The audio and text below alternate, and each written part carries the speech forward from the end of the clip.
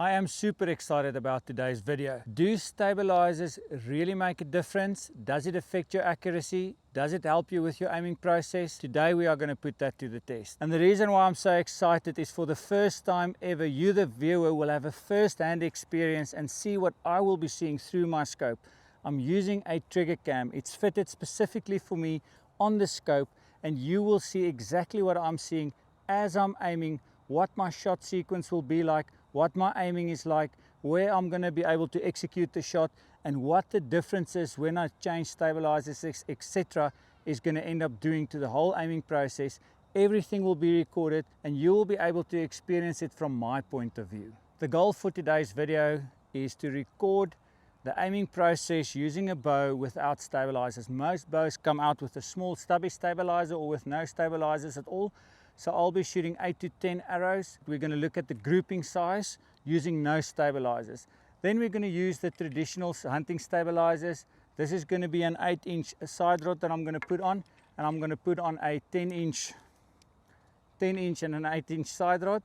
So this is the standard hunting configuration. And then we're going to go extreme. We're going to use a 30-inch with 16 ounces in the front, and we're going to use a 15-inch side rod. So these stabilizers I'm using on my target setup. So we're going to change it up all the way from no stabilizers to full-on target stabilizers. Yes, I do know it's a hunting bow, but for the sake of this test, we're going to just put it through the paces, see if stabilizers really affects your aiming process and execution. I'm standing at 30 yards. We've pressed record. You'll be able to see everything what's happening and going on, and there I am. So you'll experience firsthand what I'm going to see. We're going to shoot 8 arrows at a distance of 30 yards with no stabilizers. We're going to look at the scoring of it. We're going to shoot it in real world circumstances. There is a little bit of wind, and we'll see if any of the stabilizers end up making a difference in those scenarios. We are sighted in and ready to go. This bow might look familiar. We've used it on a previous video as well, where we've shot this bow. This bow is set up exactly the same way at my draw length, so it is nice. We are ready to roll. We're recording shot number 1.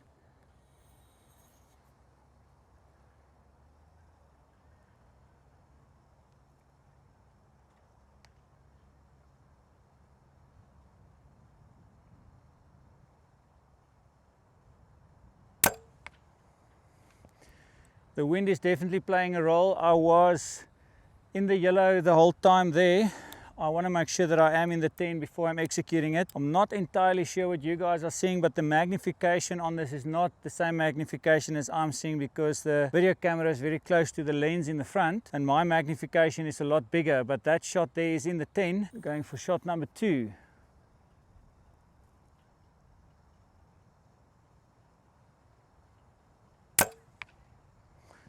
That was a good shot. That's in the yellow.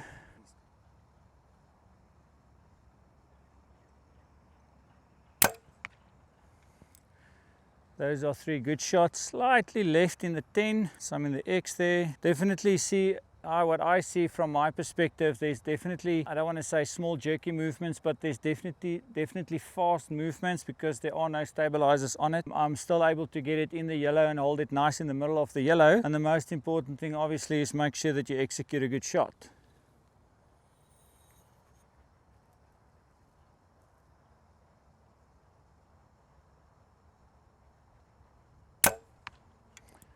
The shot sequence where I'm coming in from the top, and as I get closer to the yellow I slow down and I float around in the 10 ring, and I'm just patient to execute a good shot, which is the idea. The wind is blowing and it's playing a factor. It is what it is.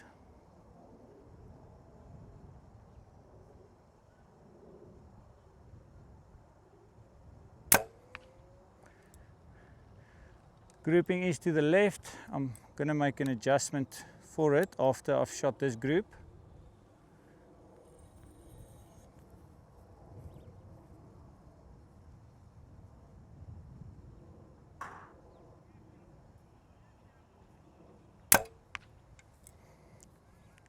Went off a little bit to the right.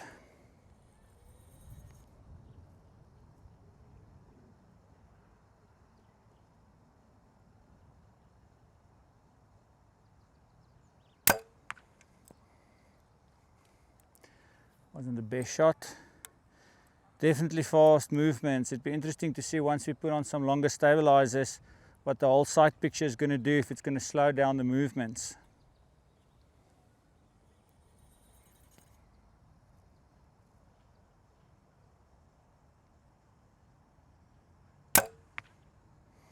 That's 8 shots, downrange 30 yards. Let's go do some scoring. That's the RX9 Ultra. It's about 28.5 inches on draw length, 58 pounds. I have shot that bow before. I'm getting comfortable behind the bow. There's no stabilizers on that bow at the moment. The goal for today's video is just looking at the aiming process and what stabilizers end up doing with aiming and with accuracy. I've shot these 8 arrows without any stabilizers. The group was a little bit left, like I've mentioned. One really bad arrow. I've got 4 X's there, 3 10s and 1 9. Not a bad grouping, but for me it's substandard. The arrows mostly should be in the X there. We're going to put on hunting stabilizers and see, one, if it's going to have a change in impact. I'm not going to do any sight adjustments, and then we're going to look at the grouping, and ultimately you'll be able to see what it's doing on the aiming, and if the aiming pattern is going to slow down a little bit. You'll see there's 2 target faces here. This one I've set up, this is where I am aiming, and obviously this is where I'm hitting. But from the camera perspective, where the dot is floating around, what you see is where this target face is. This is where I'm aiming and hitting, but this is what you see. So I've set it up this way that you can experience the first-hand aiming with me. And this is the only way that I've been able to set this up. The trigger cam with my peep and aiming from the top, the way I anchor with any bow, as a matter of fact, is not the same as a rifle or a crossbow where you actually look down in line with the scope. So I'm going to put the 10-inch at the bottom to give me that extra little bit of length, helping me with the movement left and right. I don't have a massive amount of weight in the front because this trigger cam is already quite heavy. Added a little bit more weight on the sidebar at the back just to counterweight the sight a little bit. It's not a lot of length, but I'm sure it will help a little bit. This bow overall, the way it is here, is just over 4 kilograms, just over 8 pounds, about 8.5 pounds. The trigger cam is fairly heavy. 8 arrows at 30 yards with hunting stabilizers. Shot number 1.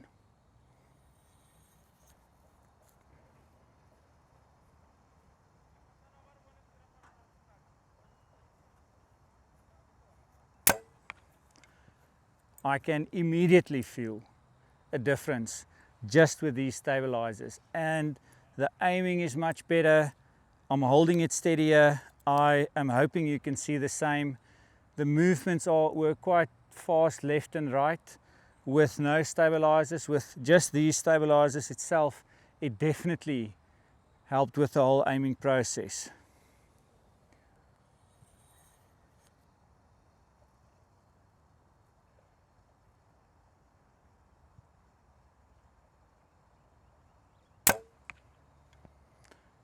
Just being able to focus more on executing a good shot, knowing that the bow is better balanced and the movement is slower, just sort of calms me down and allows me to execute a better shot.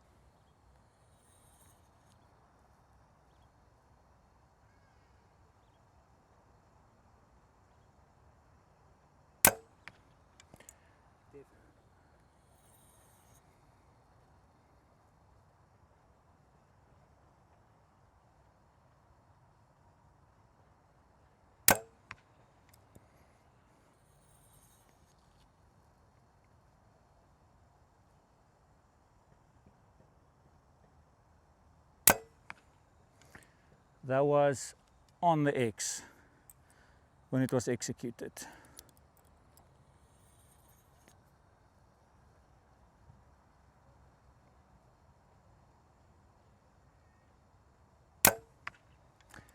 Yeah, that's carbon on carbon. We missed the previous shot on camera here, but we did record it through the trigger cam. I was just holding the shot a little bit longer, aiming longer, seeing if the shot's deteriorating and so on. The wind is blowing. It was a really good shot there. Have a look at the video we're showing you now.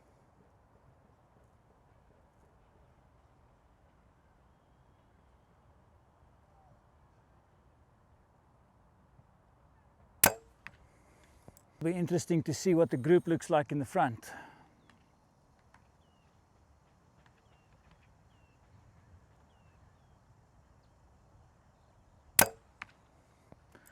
Yeah, those are 8 good arrows. Aiming's pretty good. It's in the 10 ring. Let's go check it out. It's important to take a moment to think about what affects aiming. Draw length, very important. Bow hand in the front, that's nice and steady and relaxed. Solid anchor point, not being too hard on the string.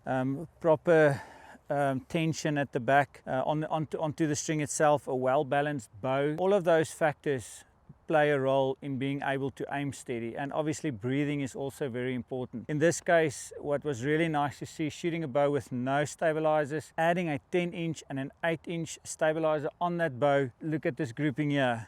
It had no impact change, and this here at 30 yards is 2 4 6 X's and 2 10s. I think that's a really good grouping. The sight picture itself was slowing down. I was able to keep the dot inside the 10 ring. Mentally it just calms you down, so it's nice to visually seeing that your dot is moving slowly in the 10 ring, and then all you need to focus on is execute a good shot. So do spend a little bit of time, not a little bit of time, spend a lot of time, work on your aiming. You can see the shot process through the camera. You can see I'm coming from the top, I'm slowing down my movements here in the 10, and I'm waiting for the shot. A lot of people are coming in, and once they are getting close to the 10, they slam the release. Take time, program yourself mentally, and work on your aiming. We're going to put on long stabilizers now, see if we can improve on this. The stabilizers 30 inches, front rod 15 at the back, a bunch of weight, so that bow is going to end up being over 5 kilograms, probably 11 pounds. Maybe there's going to be an impact point change. Let's see. It's the first time also I'm trying it, so I'm also very curious, and we'll see what the aiming is like with the long stabilizers on that hunting bow.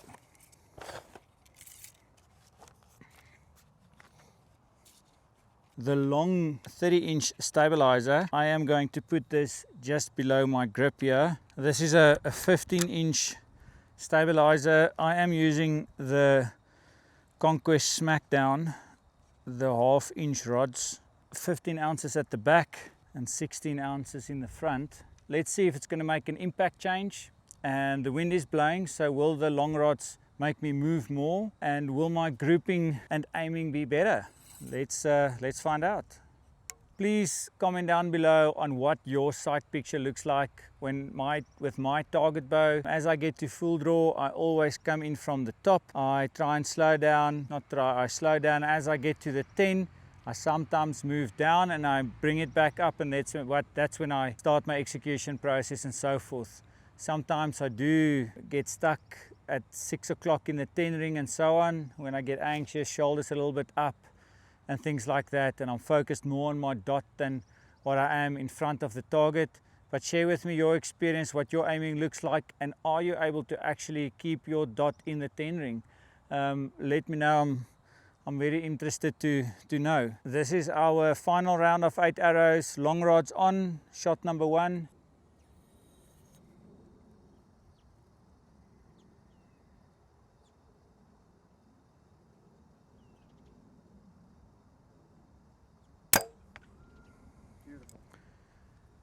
That was a well executed shot. This bow with the stabilizers and with this camera on the sight is definitely heavier than what I am used to shooting. I guess a heavy bow is quite a steady platform as long as you can actually control it for a lot of shots or handle it.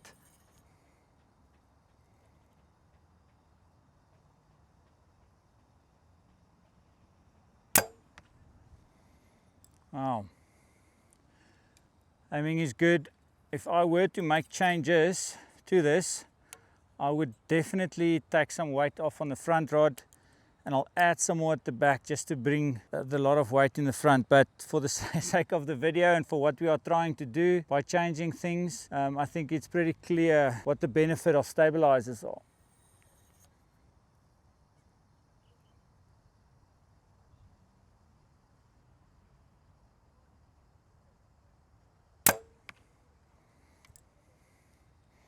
aiming nicely.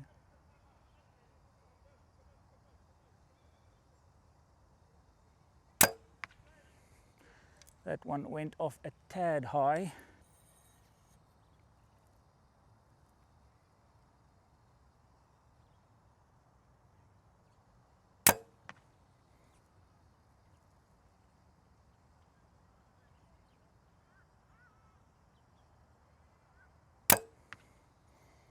My take on long stabilizers and heavy stabilizers is the movement will definitely be slower. Having the balance on the bow is so important. There's a lot of weight in the front, like I say, and I'll definitely change this up, and then this will be even more steadier.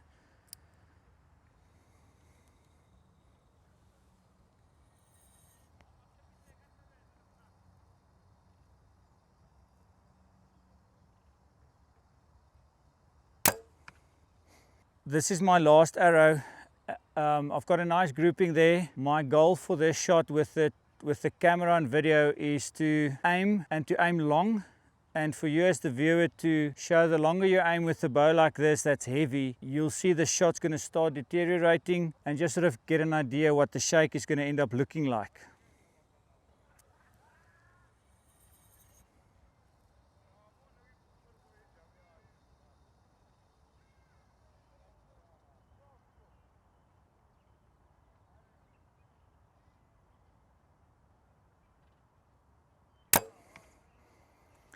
For me, the premise of the video is to showcase the benefit of stabilizers and whether there are benefit in using stabilizers.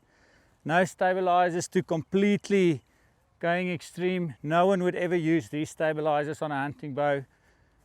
But the goal for this video is, do stabilizers play a role? And I think it is quite clear. Let's have a look at that grouping. I think this grouping is the best grouping so far. I've got 2, 4, 6, 7 X's. Hang on, 2, 3, 4, 5, 6. Yeah, 6 X's, 2 10s. I think this grouping is by far the best. This one went off a little bit high. It just goes to show stabilizers do make a difference in your aiming, your grouping sizes, in your accuracy. This is extreme with long stabilizers. In my opinion, the hunting stabilizers already made a massive difference from using no stabilizers at all. Where these kinds of stabilizers will end up playing a role is when you are shooting longer distances. If you are shooting and hunting at longer distances, using longer stabilizers, in my opinion, will benefit you and will definitely give you the edge and more confidence to be able to pull off the long shots. I would really like to know what your aiming looks like, and if you found this video valuable. If you enjoyed this video and what it looks like, and if you found benefit from it, please leave me a comment below.